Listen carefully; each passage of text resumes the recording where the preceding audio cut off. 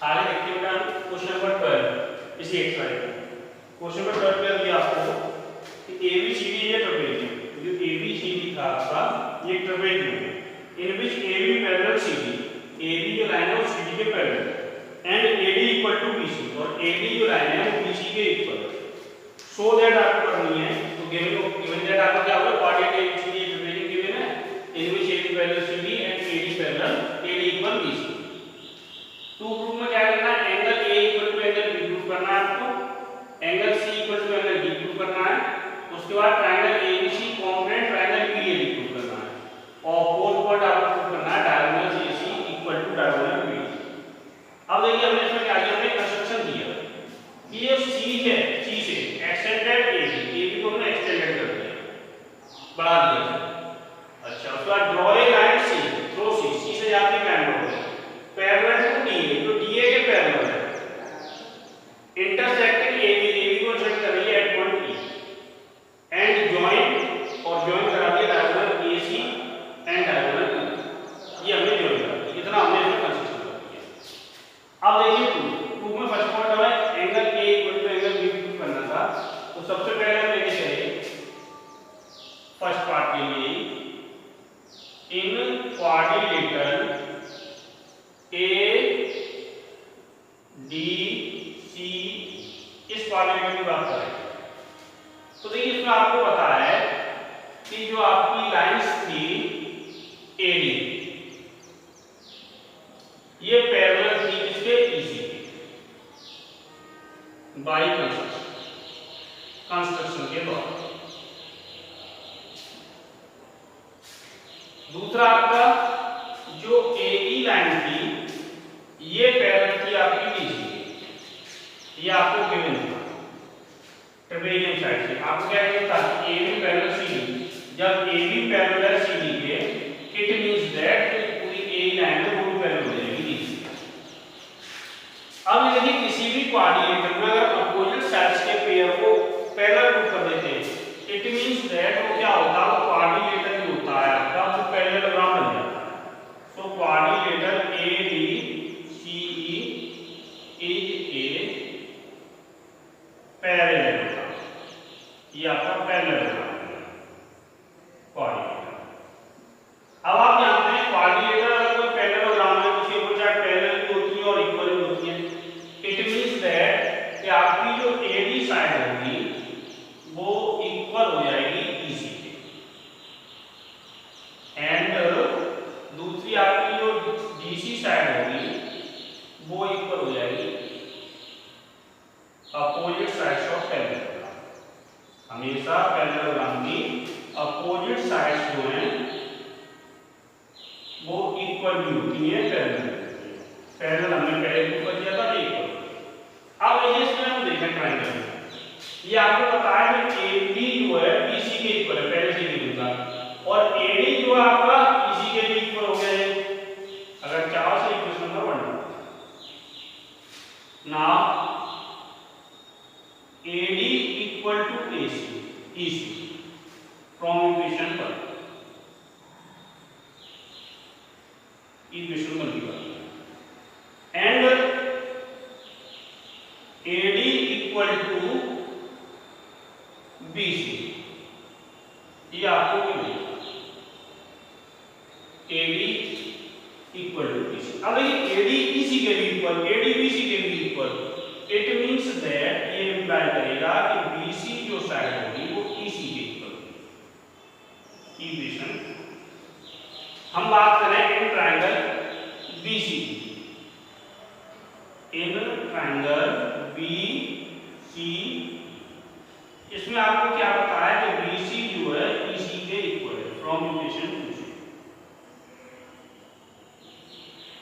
किसी भी ट्रायंगल में अगर दो साइड इक्वल होती हैं तो उनके जो अपोजिट एंगल होते हैं वो आपस में इक्वल हो जाते हैं।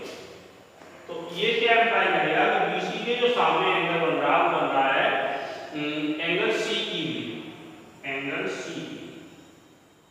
और इसके जो सामने एंगल बन रहा CB, ये इक्वल अपोजिट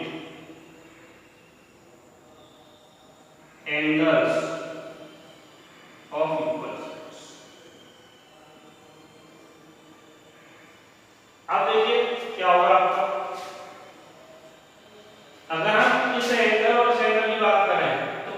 सीधी लाइन पे लीनियर पेयर से क्या होता है, ये एंगल का सम 180 डिग्री हो जाता है।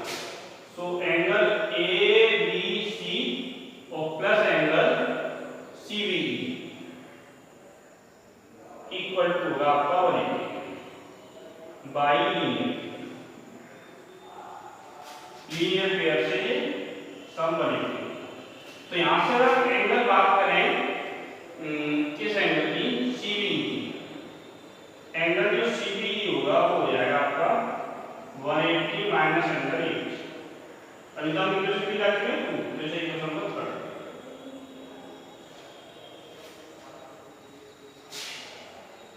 अब देखिए आपको पता है कि एंगल A और प्लस एंगल E का जो सम होगा वो आपका कितना होगा, वो आपका होगा 180 डिग्री। क्यों? क्योंकि किसी भी पैरेललोग्राम में जो कॉन्स्टिट्यूटिव एंगल्स होते हैं उनका सम हमेशा 180 डिग्री। तो इन पैरेललोग्राम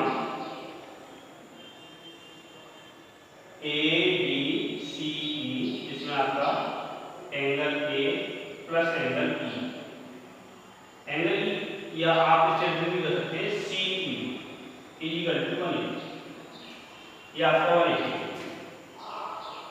ठीक है, इक्वेशन नंबर 4। और ये क्या है, सम ऑफ कॉन्स्टिट्यूटिव एंगल्स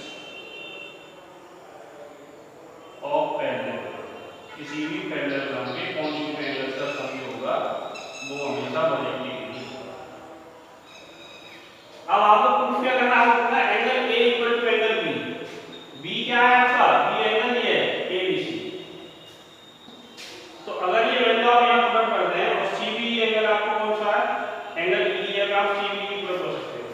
ये जो आपका एंगल था CBE, ये क्या है, ये आपका एंगल E हो गया और ये एंगल आपका CBE हो, ये CEB यही एंगल था, इसको आप एंगल E यूज कर सकते हो।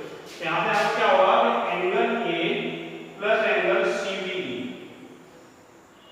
इक्वल टू 180 डिग्री हो जाएगा आपका, या to perpendicular angle E equal to आपका क्या है, CBE है। अब CBE की वैल्यू आप यहां से कर सकते हैं, तो angle A plus 180 degree minus angle ABC equal to 180। अब ये 180 डिग्री प्लस में इधर भी है और प्लस में इधर भी, ये प्लस जल्दी आपस में कटेगा, नेगेटिव बदल जाएंगे पॉजिटिव हो जाएगा। Angle A equal to angle ABC की बात करें, ABC ये पूरा एंगल B एंगल को शो कर रहा है, तो ये शो करेगा angle A equal to angle B। ये आपका फर्स्ट पार्ट होगा, फर्स्ट पार्ट हो गया, राइट करना चाहे आप राइट करें।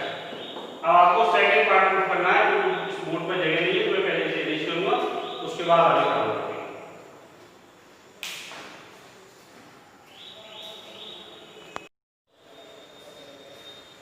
आगे देखते हैं सेकंड पॉइंट जो होगा प्रूफ करना है, angle C equal to angle D। Angle C का आपका E, यानी कि ये एंगल D के इक्वल है, ये आपको प्रूफ करना है, ठीक है। अब देखिए आप जानते हैं कि ये AB लाइन जो है पैरेलल थी D से, और ये जो है ये ट्रांसवर्सल लाइन है, it is AB parallel D and BC is transversal,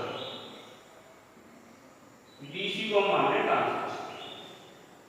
तो यहां से क्या होगा आपका, यहां से आपका हो जाएगा angle B plus angle C equal to 180।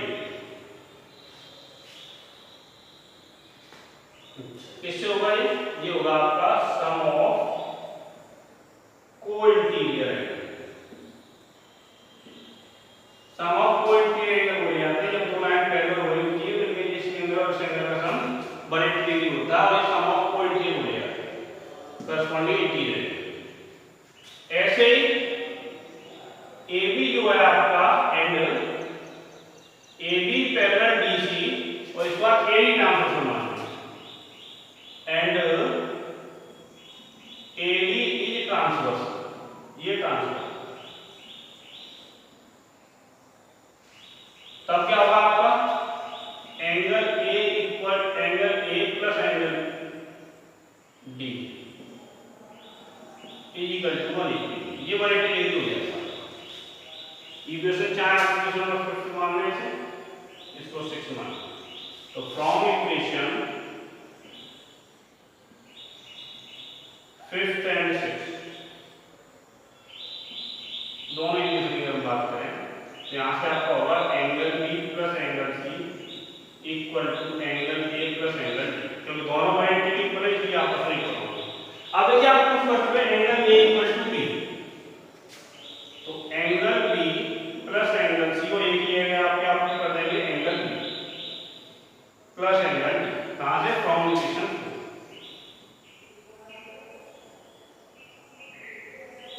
इस कोर्स से हमने पढ़ा। अब देखिए ये बी और ये बी आपस में कट गया, तो आपका एंगल सी इक्वल टू हो गया एंगल, ये आपका सेकंड पॉइंट। अब देखिए थर्ड आपको क्या पूछना है, triangle ABC congruent triangle B. ABC कहां है आपका, ए बी सी है ट्रायंगल, दूसरा आपका बी ए डी है। तो इन दोनों ट्रायंगल में आपको एक साइड कॉमन ले रहा है, ये आपको पहले से इक्वल मिले और एंगल ए और एंगल बी आप पहले से प्रूव कर चुके हैं, ठीक। तो क्या करेंगे, in triangle ABC and triangle BOD, तो इसमें आपका क्या होगा, AB इक्वल टू बी, ये आपको पता है कॉमन है, दोनों ट्रायंगल का पार्ट आता है। एबीसी को भी देखो, एबीसी इसमें ये भी आ गया, बीएडी इसमें भी आ गया। दूसरा आपका एबीसी में एंगल है बी और बीएडी में एंगल बनेगा ये, देखिए एबीसी तो पूरा एंगल ये आ रहा है, बीएडी ये एंगल जा रहा है, और ये दोनों पहले आप पूछ सकते हैं इक्वेशन 4 में फ्रॉम इक्वेशन।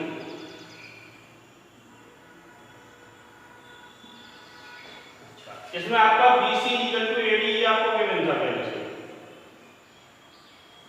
ये आपको गिवन था। यहाँ पे क्या होगा, यहाँ से आपका हो जाएगा triangle ABC congruent triangle B, ये आपका थर्ड बार हो गया। कॉन्ग्रुएंट को चलिए side angle side S congruent. अब आप यहाँ पे दो ट्रायंगल कॉन्ग्रुएंट होते हैं तो इस पार्ट इक्वल होता है, तो जो ABC था इसकी एक साइड थी AC और BAD जो था इसकी साइड थी BD, तो इट मींस दैट AC जो है आपका वो BD के इक्वल होगा 22। अब आप फोर्थ पॉइंट की बात करें, फोर्थ पॉइंट क्या था, आपको diagonal AC equal to diagonal BD आपको प्रूव करना था। तो जब AC BD के इक्वल तो डायगोनल तो यही और फिर पार्ट में, तो यहाँ पे डायगोनल भी आप पूछ सकते हैं। तो ये अप्लाई करेगा फोर्थ पार्ट के लिए आपका, ये फोर्थ पार्ट हो जाएगा आपका डायगोनल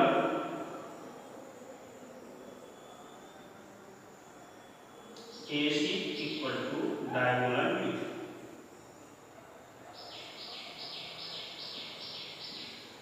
Hence